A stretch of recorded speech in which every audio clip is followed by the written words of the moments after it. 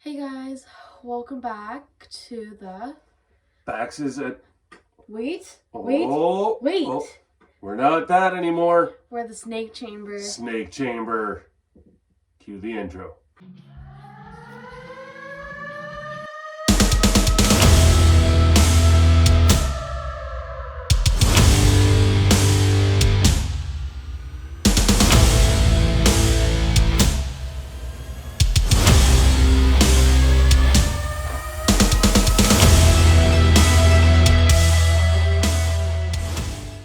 So as you guys see, we are now the snake chamber. Much cooler.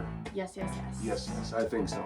So anyways, today, what we're going to be talking about, and the reason we're talking about this, we just went to the expo, the CRD, the big Canadian expo over the weekend. We got a couple new snakes ourselves. We'll show those in a couple other episodes. Yeah, they're just back here, whatever. But we'll show those later on when they're more settled in or whatever. But just got thinking, people might just be picking up new snakes. People that haven't had snakes before. So give a couple tips. The next couple episodes could be tips between today's not getting bitten. Next one, maybe just health things to watch for. Next one after that, maybe just a ball python setup or something like that, or just snake setup. And we've touched upon a couple of these things here and there before, but anyways, here we go. Tip number 1. If you don't want things happening to you, those snakes probably don't want those things happening to them either.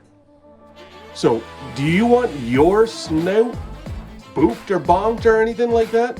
They probably don't either. I know that I wouldn't like it.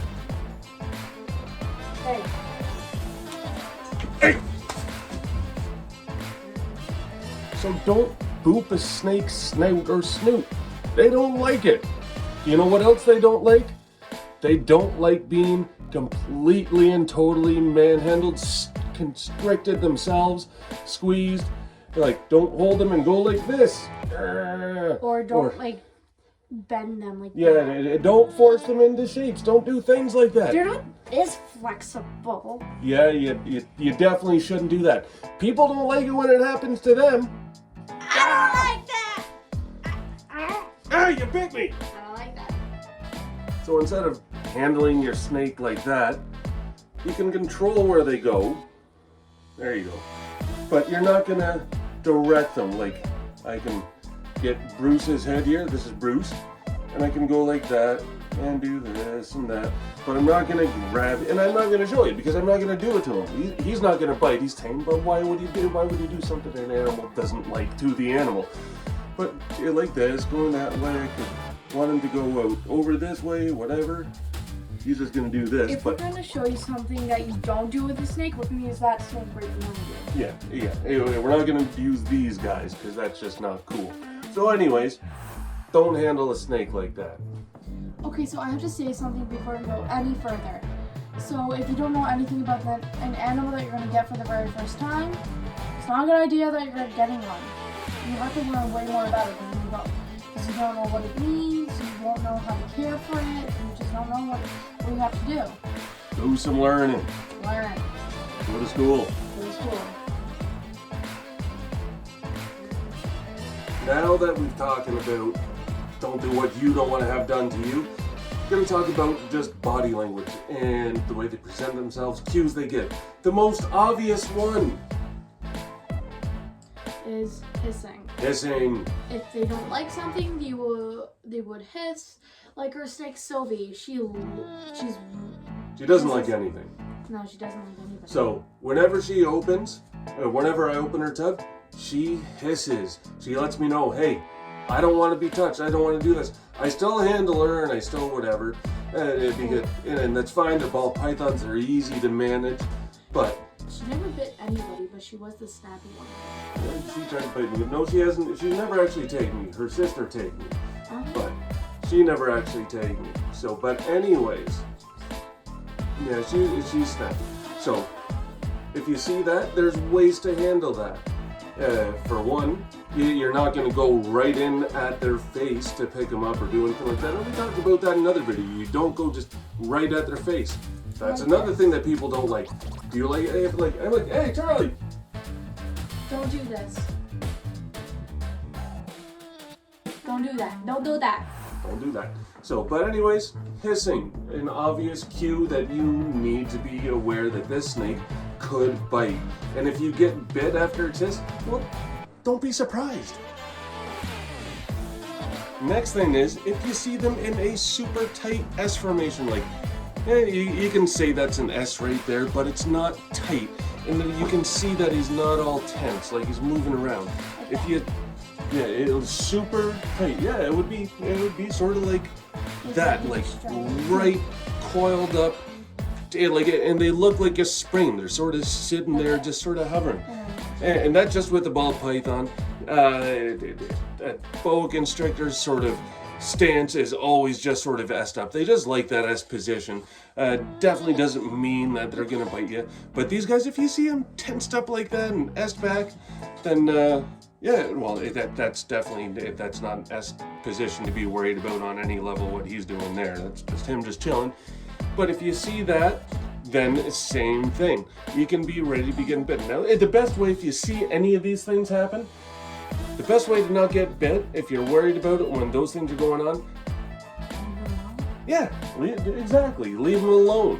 If you got another snake, move on to another snake, and then you can still hold the snake, and then you don't get bit. Makes sense. Another thing that can get you bit by a snake is hovering over them, like this.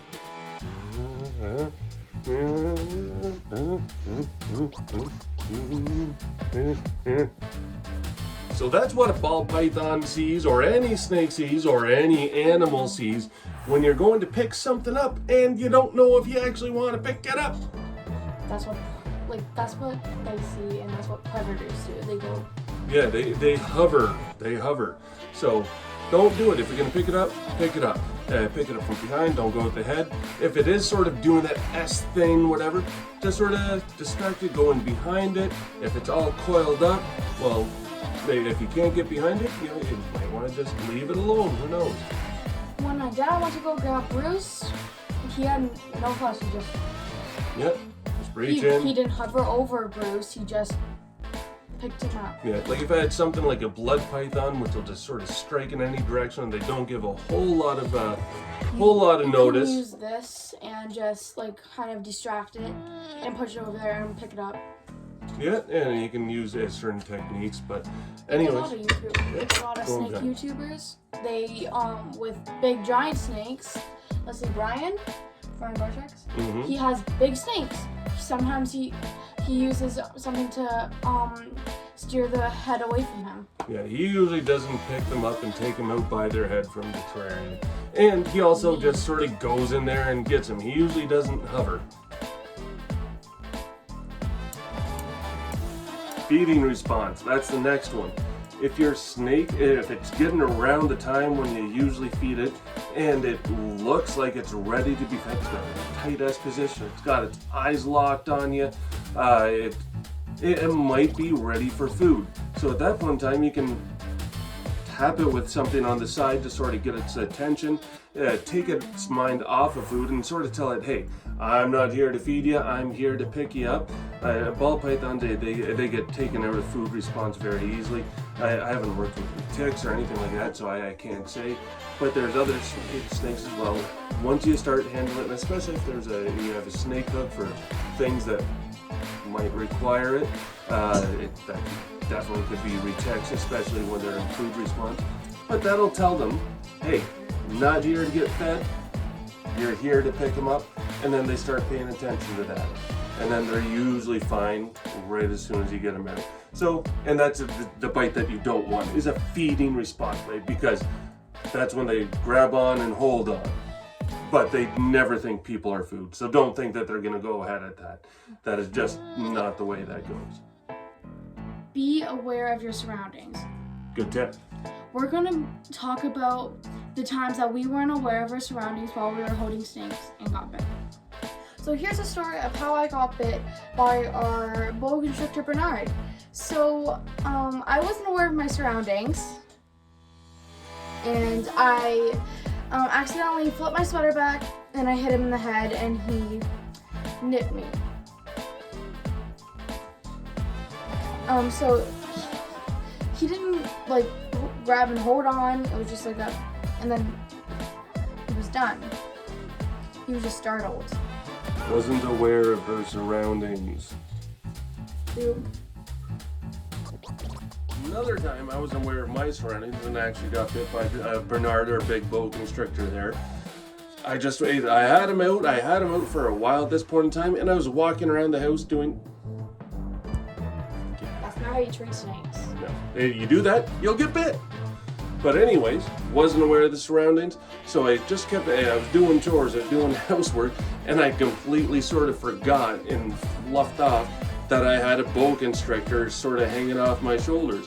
And eventually, he just sort of gave a quick snip on my hand like, hey, jerk, you're holding on to me still, stop doing that. And then I was like, oh, hey.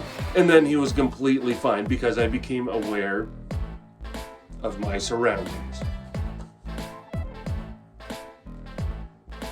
Next and last tip that we're really going to give you for this, just in the essence of time, because we don't want it to be a 40-minute video, is if you get a new snake from an expo, pet store, breeder, wherever you get it, don't handle it right away. And be aware of your surroundings. And be aware of your animal. And be aware of your actions. As long as you're aware of your animal actions and surroundings, you'll be pretty good. And we might build on this just a little bit more as we go on, other videos, who knows. But this will give you a pretty good starting tip on how to not get bit. Peace out, and we'll talk to you later. Like and subscribe. Share.